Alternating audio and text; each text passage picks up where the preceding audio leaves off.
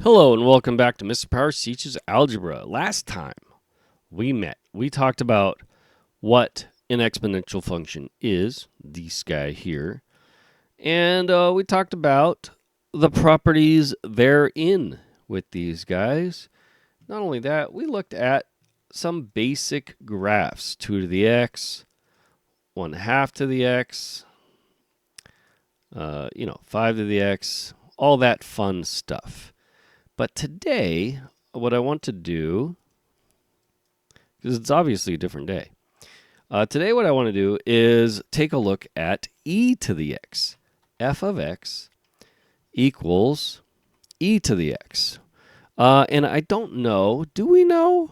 We may know, we may not know, that e in any calculator, any advanced calculator, well, pretty much any calculator at this point, is not a variable. It's not an unknown. It is a number, like pi. It is irrational. It is a weird, crazy number. And so e to the x comes up in nature. This number e comes up all over the place. And so it's fun to look at it. And in calculus, e to the x, the derivative of e to the x, is e to the x, which is a really neat thing. And there's some really neat formulas with e, pi, I, 1, and 0. There's this 1 in particular. It relates them all together. It's a really weird number. And generally speaking, it's about 2.72. There it is. This is what GeoGebra, will round it to. If I'm rounding to, I think I'm rounding to 10 decimal places right now, maybe 15. But anyway, there it is, right? It's an actual number, but it goes on forever and ever, never repeats. There's no patterns. Unless you write it as a continued fraction, then we can start seeing some interesting patterns. Kind of neat, if you're interested. Anyway, I digress. So we got this graph, and it looks a lot like 2 to the x, to be honest. And why wouldn't it, right? It's a positive number raised to the raised to a variable, raised to x. So it's going to be very, very similar to 2 to the x. But it's going to be a little bit steeper. Let's get higher quicker, right? And it gets closer to 0 faster as we get smaller values of x. Otherwise, it's pretty similar. Okay? And something also I noticed, it's kind of like a parabola on the right side. On the left side, not so much. But on the right side, it does kind of have the shape of a parabola. And that's a fun thing to notice and play with. But anyway, I just wanted to take a look at this, e to the x. So there it is. Let me see. So here's a sketch of it. Very easy to sketch. And you could round it, if you're doing this by hand, round to 2.72 and plot some points. But I did want to take a look at a sketch of something a little bit more complicated. So here's e to the x, and let's just go to a table of values since I'm using GeoGebra here, and we can see that 1 over e squared, e to the 0 power is 1, e to the 1, there's your 2.72. This would be your definition, that would be actually e, right? E squared, e cubed, and so on. We plot these points, and we have the graph. There it is. Okay? If we want to do a sketch of it. Now, what if I wanted to sketch something, though, a little bit more complicated? Could we do that? Now, I make the argument, yes, we can. And so I think it might be fun to see that. And something to notice here, too. We talked about the graphs of b to the x. So like 2 to the x, 1 half to the x, and so on. They all have asymptotes at y equals 0. We see that here. Their values are all positive. We see that here.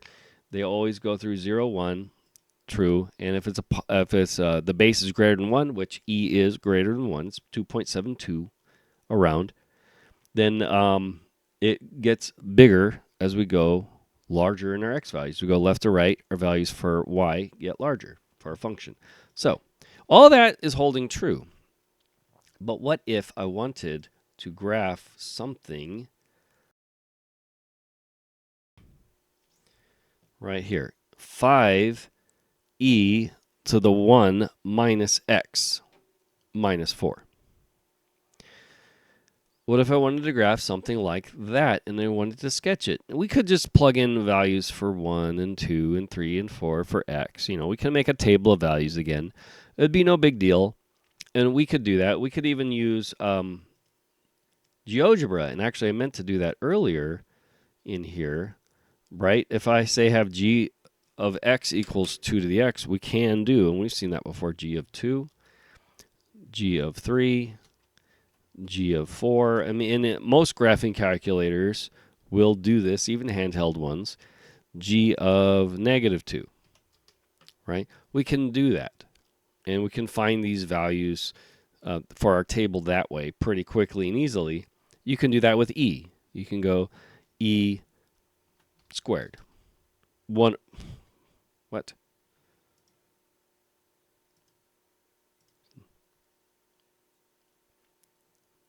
E equals what happened there? That's not right. Let's try that again. E squared. There we go. E squared. There it is. We can go e cubed, right? And we can get these values. Oh, and that's already, it's too big. E to the negative 1, right? We can get these values and we can plot them in. Oh no, a guy gave us, says I here. It's doing weird things to us. But if we have f, we can just do that. We can go f of negative 1. Yeah, we don't want to do this. 1 over 2.72 should be about that. There we go. So we're getting, it says I again. I'm not sure what that's about, but we're going to not worry about that. Like I said, there is a relationship between E and I.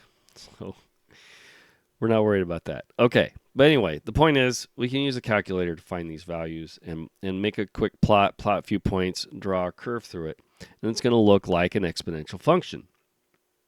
But what if I wanted to sketch it by hand? And I always think being able to sketch these things by hand is a useful skill. It's something, and we should know how to do it. We've recently gone over that.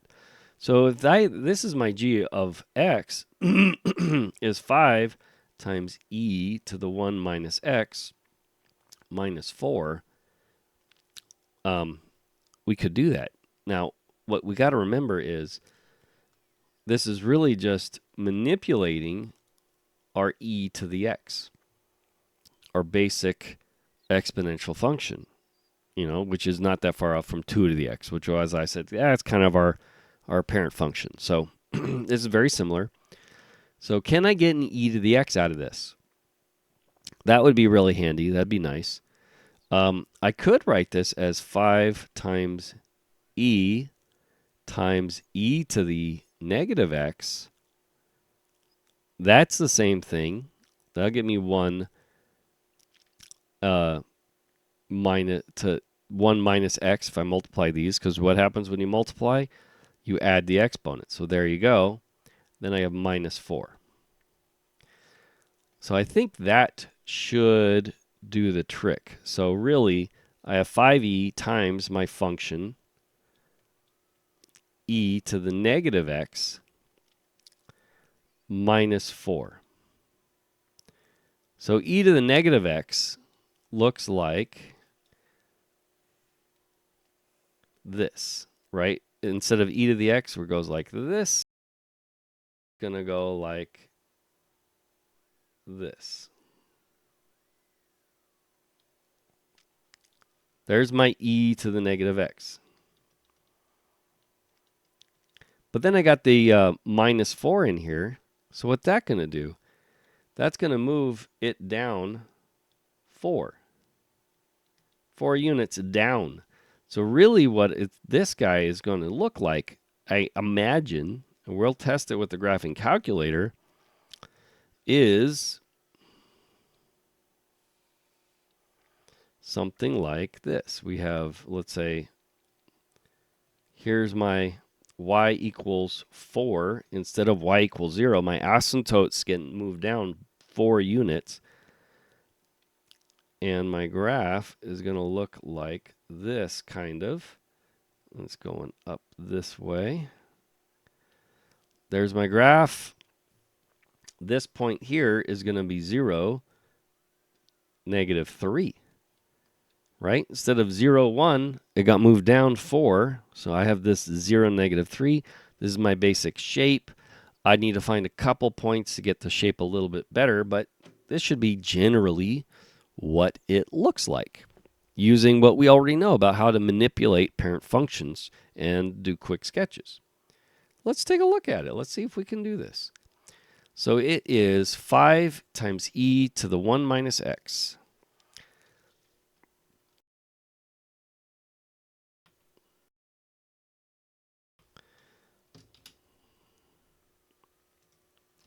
F of x equals 5e to the 1 minus x minus 4. Oops, and I need an equals. There it is. Oh, very cool. So part of it I got right. Something I did is terribly, terribly wrong. We have a y-intercept there, which is super weird. Let me see. All right, so I made a terrible mistake. Kind of. So here's g of x equals e to the negative x minus 4 without the 5e in front, right? Without the 5e in front. So that's what we had, 5e times e to the x. So I forgot the 5e is multiplying every e to the x, e to the negative x, and then we minus 4. So that is raising all the values up a lot. So we're not going to have, this won't be easy to find. The 0, -3 is going to shift up a lot more. It's going to get moved up this thing here because of these values are getting bigger first. And so what we end up with is this here. So, right, if I say, you know what, 5e, what the, 5e, there we go, times, there it goes. It becomes the same thing as our function here. And our y-intercept is something a little different here. So it actually becomes a little bit more complicated. But our asymptote is still down here at y equals -4. And so we still get a general good idea. And then we can do is look at a table of values and do some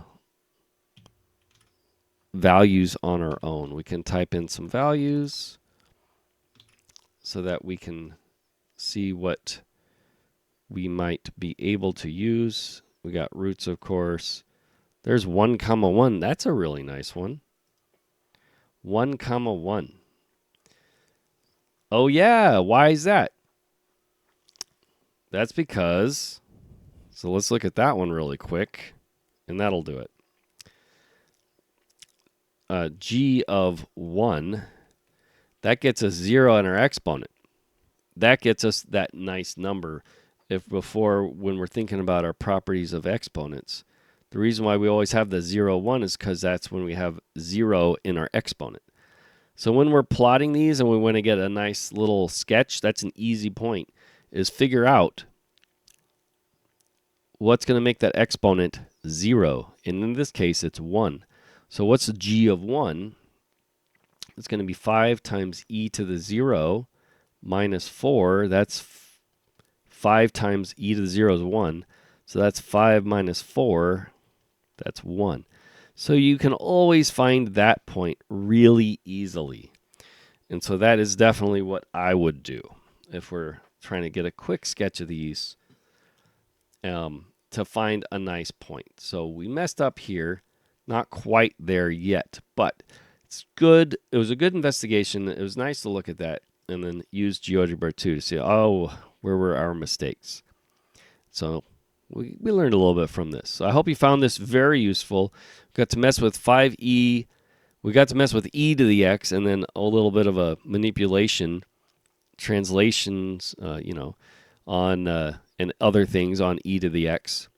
So that is awesome. And so that'll do it for section 6.1 pretty much. Is we just want to be able to evaluate function values for these guys and sketch the graphs. So hopefully this is useful. Until next time, enjoy doing math.